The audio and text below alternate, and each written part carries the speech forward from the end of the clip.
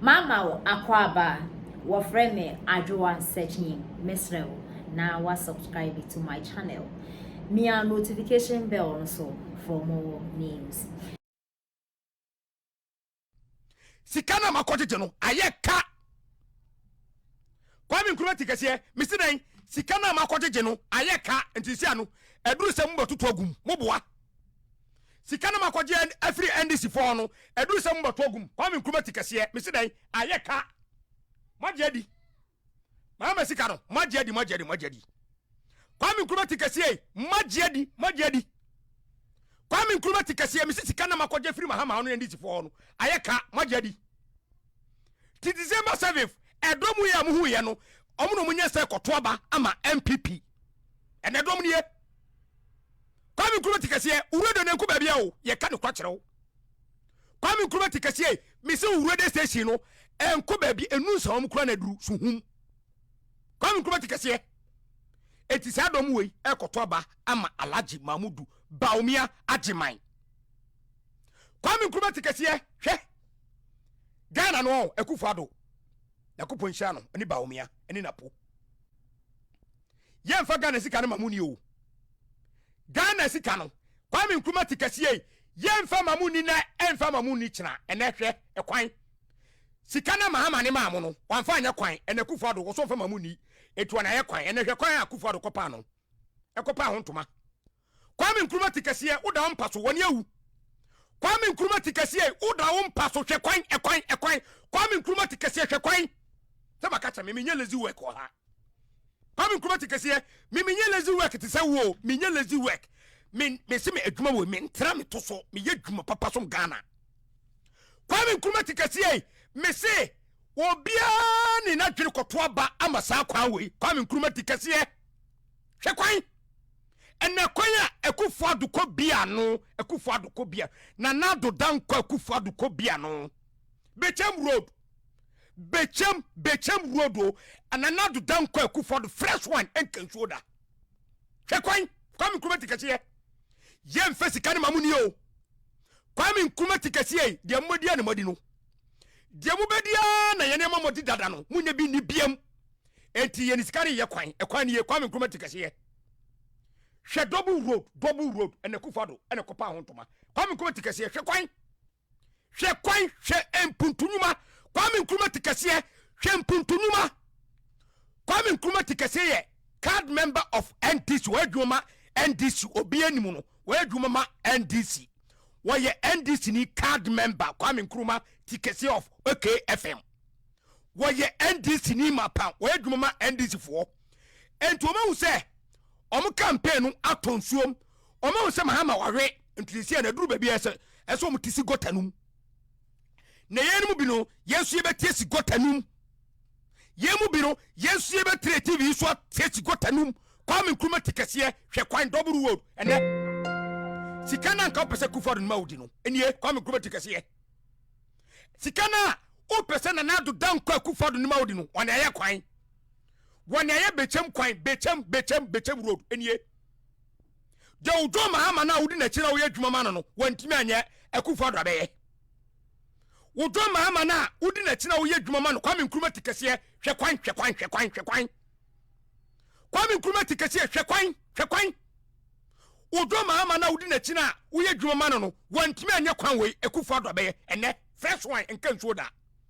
ene nanado ebepa ho ntoma enie Kwame Nkrumah tikase mufisi ye jimi wo ya twene da ho mo centrofo no ye be gumu anim asesa ye be hu se mo ye sikadishos mo ye dikadishos mo mpega na kanko mo ye sikadishos Sister Diana Rivers welcome we are for Bawumia 2024 YouTube Facebook mo search no ye be hu se Kwame Nkrumah tikase wo ye sikadishos mo ye centrofo papa wo se ye mfa adwen koto aba ye ne adwen koto aba makwan we yene yadwene koto abama ekwan we timamufo no enu o madwene koto aba ama sa ekwan we yenkoni nkotie bechem hima ensema ene okafa na nado dankwa Akufo-Addo Kwame Nkrumah tikase tie bechem hima ene dua we Kwame Nkrumah tikase of OKFM we card member of NDC Kwame Nkrumah tikase we a card member of NDC tie bechem hima tie no tie bechem hima tie no yeah title ministry sa wusisie wasi bechem dia education ministry wasi sibebre what chama hafuni nyina nana nyame hira we ya wasa ba kwan so ya dia bisa dia ba tu wanim mene MC any MP ya ba waso ade me ba na na fosu di abo a ene woni obi ade ba tu wanim saboae MPC Sudia Seta Chima bechem tachimentia road yema ye ne akomadan nana nyina wa ya mai ene na ye ni tua ye bebie kwani ebi mo de contract abusa o ma ye dada ama ye kwa ye bi hu abogo nana me ka no kra enye politics na me ye hu dada na so ene de ye ni ahu ye de ye ka siso ye de ye na etiaso sana na do dan kwa akufuado de o ba kasa wo ye bia wo ye ye na na no ya na ye dawase aha ko dawase Pano South ye dawase ambi ye dawase nana me kasa bebe ye shawbo sa MPP abai ye ni mo hia moda ye ni akasa everybody force agwana for ye ni ehu ana ye di hu adanse nana Dr. Mahmoud Babori a wode na ba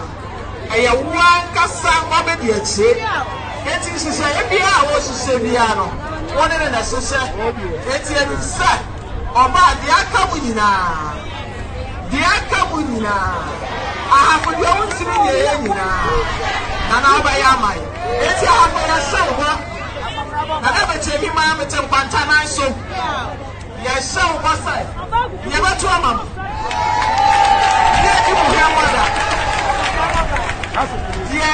one more was some na me sa so me ka ho ne sa be chapter rose me so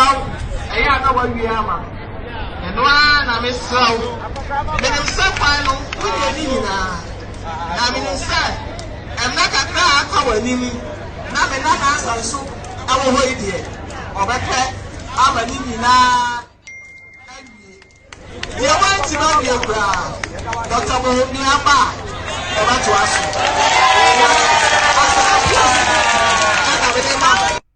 bia Kwame Nkrumah tikese wan wa dansidie Kwame Nkrumah tikese wan wa adansidie Kwame Nkrumah sika ne yefa mamuni o Kwame Nkrumah tikese of OKFM oye NDC ni card member yemfa sika ne mamuni ne emfa mamuni china yene ye emputunuma yene hye Ghana na mo Kwame Nkrumah no wantimi anya Ghana no ekufado ne ene ye Ghana ni ye entiska no yemfa mamuni hwekwan wonim na agu ase no Kwame Nkrumah tikese wonim na agu ase no sika na NDC fo ne ama na otu KFM ho no wonim agu ase campaign na tonsuom wagenda no afeli Kwame Nkrumah tikese wagenda na ukuta no afeli ufiti etana nado ankosia Ghana nado obedi 2 term mahama na usupportoro no mahama 1 term o mabiemu ne e mabiemu china ene hwekwan enim guasefo presenterfo enim guasefo mo pebre mo kopadwuma nye ena mo obiebie adwuma ma mo ena mo ne afukyire journalist na mo tigana na mo ye afukyire journalist hwekwan pa akufado aye ena okobia no Kwame Nkrumah tikese of OKFM so oda on paso o hwefobia member TV hwe ade Kwame Nkrumah tikese oda on paso o hwefobia member TV abankasiem won wadansidie o himani die Kwame Nkrumah tikese won wadansidie ufisa krap ne to aba ho Kwame Nkrumah tikese ufisa OKFM ne beto aba no ho ufisa OKFM office ho ana ye beto aba na kenka ho oda Kwame Nkrumah tikese me say dai oda office okay fm office ho ana ye beto aba no